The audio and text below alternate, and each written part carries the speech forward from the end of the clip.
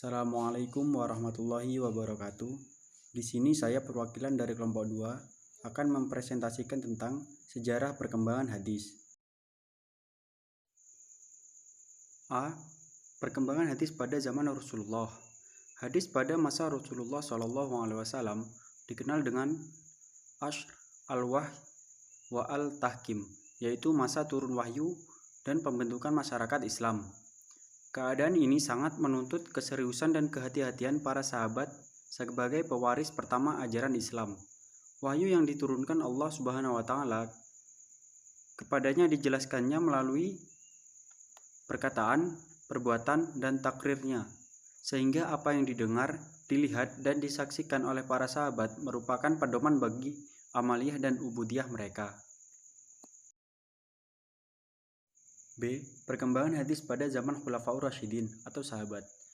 Periode ini disebut sebagai Ash-at-Tasabut wa al-Iqlal bin al-Riwayah atau zaman kehati-hatian dan penyederhanaan riwayat. Periode ini terjadi pada zaman Khulafaur Rasyidin atau zaman sahabat besar, yakni dimulai sejak wafatnya Rasulullah SAW sampai berakhirnya pemerintahan Ali bin Abi Thalib. Rasulullah SAW sebelum wafatnya sudah meninggalkan pesan sebagai pedoman hidup berupa Al-Quran dan hadis yang harus dipedomani dalam seluruh aspek kehidupan. C. Perkembangan hadis pada zaman tabi'in. Selain para sahabat yang sudah banyak menghafal hadis Rasulullah, ada juga tabi'in yang notabene-nya adalah para murid sahabat juga banyak yang menghafal hadis-hadis Rasulullah. Bahkan hafalannya sudah mulai disusun dalam sebuah kitab yang beraturan. Sebagaimana sahabat, para tabi'in pun cukup berhati-hati dalam periwayatan hadis. Hanya saja ada perbedaan beban yang dihadapi oleh sahabat dan tabi'in. Dan beban sahabat tentu lebih berat jika dibandingkan oleh tabi'in, karena di masa tabi'in, Al-Quran telah dikumpulkan dalam satu mushaf. Selain itu, juga pada masa akhir periode Khulafaur Rasyidin, atau terkhusus pada masa Utsman bin Affan, para sahabat ahli hadis telah menyebar ke berbagai wilayah negara Islam. D. Sejarah dan gerakan tadwin hadis.